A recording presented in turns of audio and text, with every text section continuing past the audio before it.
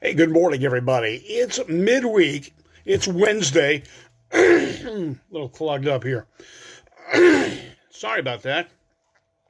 Hey, we've talked about, well, the fact that this is GAAS, the Great American Auto Scene. Every morning at 11 a.m., you get gas. And I'm Hot Rod Bob.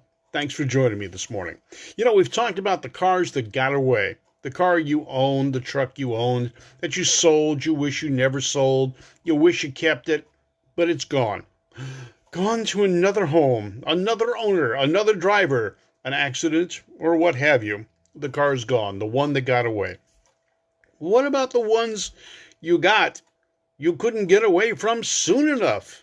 Yeah, we've all had those. Trouble cars. Cars you just really didn't like to drive. Well, one of those for me was when I was in college. I bought a Renault Dauphine. Now, I love the looks of that car still today. I love the way the car handles. I hated the way this car drove, and it had no power. Now, this was an automatic transmission Renault Dauphine, and I have no clue how they made this transmission. It was a 3-speed automatic transmission. You put it into drive, and you start it out just like you normally would. All of a sudden, it's ready to shift into second gear. You've got no throttle. Goes back to idle. You hear a click, click. Throttle picks back up again. You're in second gear. Same thing happens when you go to get in third gear. There's a little Frenchman or someone sitting in that transmission, watching patiently, waiting for the RPMs to come up, and then it shifts. It's an amazing transmission. Why? I don't know. Performance? None. But the car was cool looking. I loved the way the hood opened forward with the headlights stuffed into the hood. It was comfortable. Well, for a car of that size and for the time. Was it a good car? Yeah, it was okay. Is it something I want again? No, no way. Now, there is a performance version of that car called the Renault Dauphine Gordini. This was a performance little compact car. And when you put it alongside its competitors, the Fiat 500 and so forth, this was a good car. Now, it had some unique things about it. The wheels were held on with 3 lugs. Yeah, 3 lugs, a triangle pattern. 3 lugs, that's all it was. It had a 4-speed as standard with the automatic as an option. Air conditioning? No way. Electric windows? Ain't gonna happen. Adjustable seats?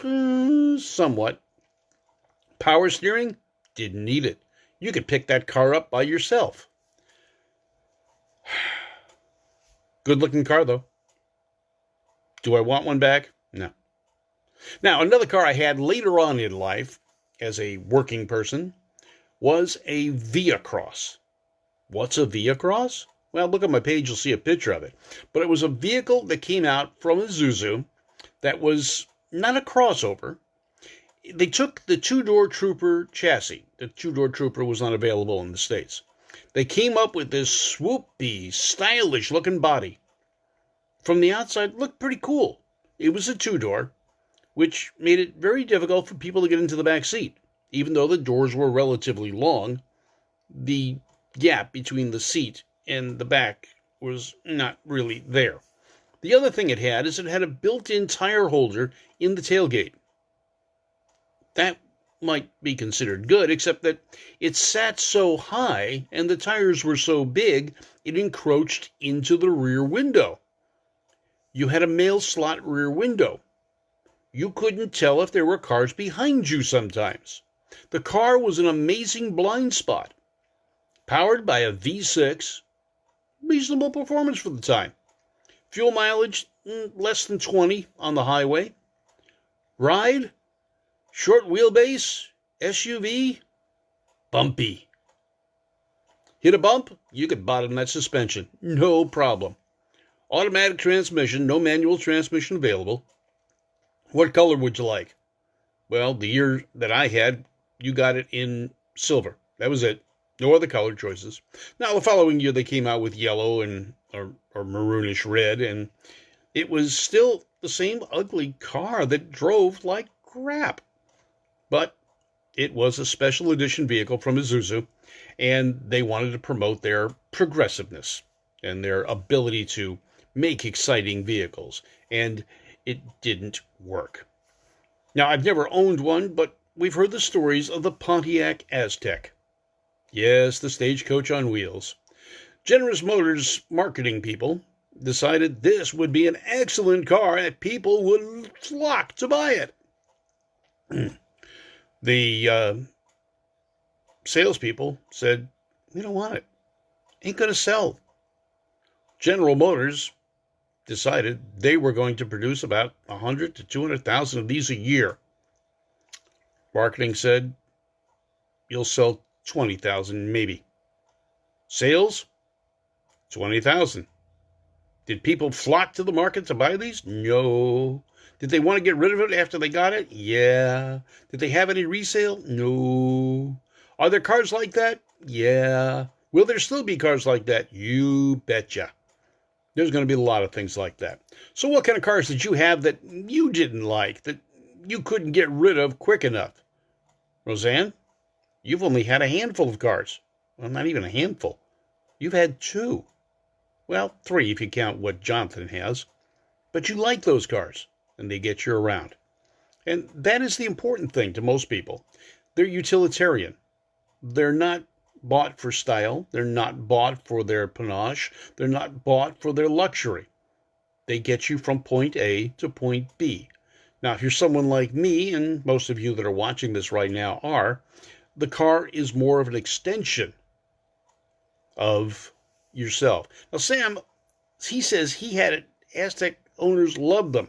Very few that there were. Yeah, and even Buick had their version of it for a while, but it was more rounded. And it was a reliable vehicle. It didn't have mechanical issues. It was just strange looking with its plastic-cladded body. And Roseanne Hernandez says she's a good driver. No one said you weren't. And practical is her thing. David Hoover's watching right now as well. And we've all had cars. Phil says, yep, he agrees. With what, Phil? Which car? Now, other cars I've had that, well, they weren't necessarily bad cars, but I didn't necessarily like them after I got them. And some of them were because of their size. Had a 1960 Ford. Huge car. Too big for me. I had a Chevy pickup truck. About a 2002, I believe. And it drove beautifully. Too big for me. Now, Sam says, Fiorani said he loved his Merkur XR4 Ti, aside from the 14 miles per gallon in the turbo. It died at 70,000 miles. Yeah, strange on that mileage, Sam, because the Mustang version with the SVO wasn't that bad on fuel. And I do like that, the Merkur. I've looked for one, too, because I think that'd be a fun car to drive. Independent front and rear suspension, turbocharged 4-cylinder engine. Beautiful car. It's just the wrong marketing, I guess. Steph Ondumia says the car was a 1959 T-Bird. Loved the look. Never felt at home in the car. Couldn't get rid of it fast enough. Yeah, Thunderbirds are kind of interesting. You know, in 1958, Ford came out with the 4-seat Thunderbird, and sales went skyrocketing. It was a good move for them. Hi, Richard Candahead. How are you doing this morning? Edward Goodrich, good morning to you as well. Now, for those of you that are watching this on a non-car related situation, I have maxed out on viewers, on people that could like this page. So I've created a new page, Hot Rod Bob 01. It goes and becomes Bob Beck, but don't know why it still says Bob Beck, but it's Hot Rod Bob 01, and it says Bob Beck.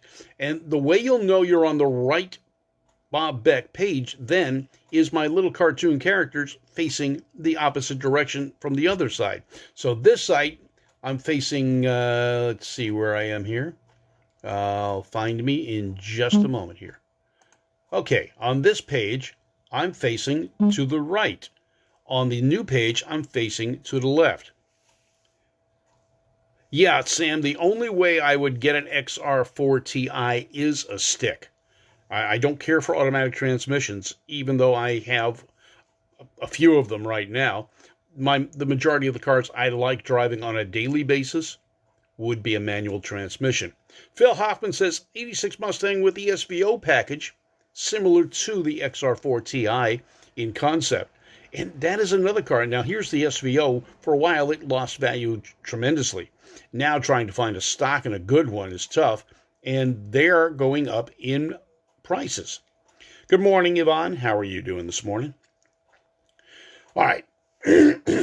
So what are the cars that you didn't like after you got them? What car did you get rid of? Now, cars that people didn't like, but I liked. Excuse me. I had a Vega GT. Loved that car. Had it 80,000 miles on the engine before it had a problem. And the problem it had was not burning oil. The problem it had is I was in a turn at 70 miles an hour road racing, and it cavitated, spun the bearing. Yep. Yeah, automatic transmission. Peggy Beck's watching right now. My lovely wife. So she knows where I am because she can see the picture in the background. See the picture in the background? From Driven World magazine. It's got her and me standing next to each other at our wedding. Cool. Devon says a 79 Mustang. The pits. Well, 79 Mustangs. First year of the Fox body. Don't know if they had issues, but, became a pretty popular car. But again, the car you like is different from what someone else will like. The things you can accept are different from what someone else may accept. An example is I've got a friend that had a Corvette, hated it, didn't like the creaky sound from it. I got in the car and I didn't hear the creaks. He was very sensitive to it. So for him, the worst car he had was that Corvette. Phil Hoffman says the Ford ZX2 Escort Ford. Ford had to buy it back. It was a lemon. That happens. Sam says, loved all my cars, and I'm in the minority with the Dodge Aries and the Jag X-Type. I like those cars. Those are cool little cars. They're different. They did what they were supposed to do. Good morning, Kenny Munyon, the insurance guy. How you doing, guy? He's got set up a brand new insurance company for collector cars, for car guys. The place is more like a 50s diner inside than an office. It's cool to walk in. You got to check him out on Facebook. He's up in North Central California. Alan Gunnick, 63 Ford Wagon 390 was a fun car, but huge. Yeah, they are. And I've gotten to the point where I don't like really big cars. I've got 57 Ford right now, and it's just a bit too big for me. My son loved it, and it was his car all the way through high school, and I was lucky enough to be able to buy it from him for the second time a couple of years ago. And it's sitting in the garage right now, but I think it's finding a new home very quickly. Do I like the car? Yeah, I love the looks of the car. Do I like driving the car? Not especially. Not the kind of car I like to drive. I like something that handles a little bit better, that hugs the road just a little bit better. Even our 56 Chevrolet has front and rear sway bars and disc brakes. It stops and it turns. Holds the road pretty well. Even my Plymouth Coupe, my 48, I've put urethane bushings in where I could to stiffen up the actions of the suspension so it's not quite as sloppy. It handles pretty good.